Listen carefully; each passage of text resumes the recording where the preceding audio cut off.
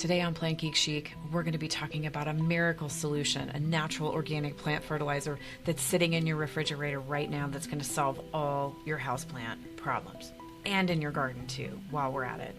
But I don't know, it's what the Halleck Wednesday, so are we really?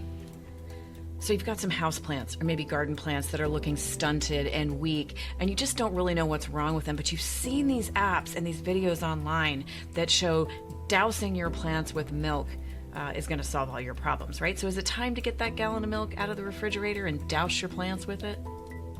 Okay, so that's not me, but it is my haircut, and it is the facial expression that I'm going to make when you tell me you're going to put milk on your plants as fertilizer. Just please don't. Okay, there's a lot of minutia we could get into in terms of the structure of milk, what it can and can't do in the natural environment, but essentially when we're talking about using milk as some sort of natural miracle plant, houseplant fertilizer or garden fertilizer, this is really a garden myth born out of essentially bad research. Okay, to digest this story down into as small a bite size as possible, back in 2000, a steel industryman turned dairyman started spreading his excess milk onto his land and decided that it must be the responsible ingredient for why he felt he was getting amazing forage crop yields. Now, this research was essentially a bust. It didn't provide the results this gentleman was hoping it would. It was never published and it was discontinued, but that's not to say that folks didn't take it and use it in ways to promote milk as a fertilizer in the public. There was some additional subsequent research done on this with raw milk in forage fields, but really the researchers concluded that if any, there were only, quote, meager gains that were observed, but in any case, they were in no way an economical option for people to be using for a forage fertilizer.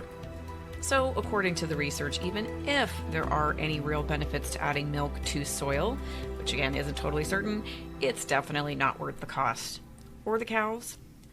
Now, is there organic matter in milk? Yes, of course there is. There's lots of good stuff in milk. There's amino acids, there's enzymes, there's minerals, protein, salt, sugar, vitamins, all sorts of things. Can adding organic matter and some of these other ingredients to soil help feed microbes and ultimately improve soil quality? Yes, of course. That's going to be the case with really any organic matter that we add to our soil or to our compost.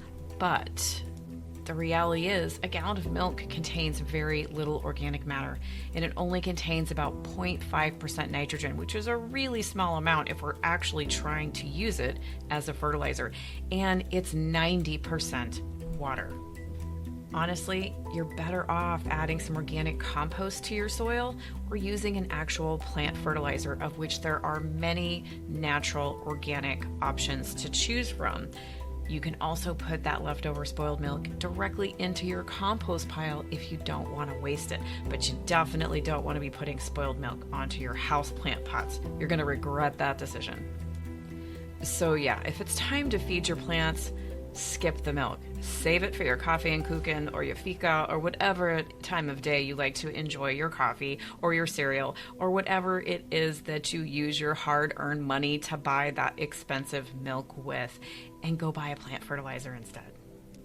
I know you want to be the very best plant parent you can be, so if you have any questions, drop those in the comments. Or if you have any other topics you want me to cover on What the Halleck Wednesdays, let me know. You can visit me at lesliehalleck.com if you want to find out where to get my books or read my Plantgeek Chic blog.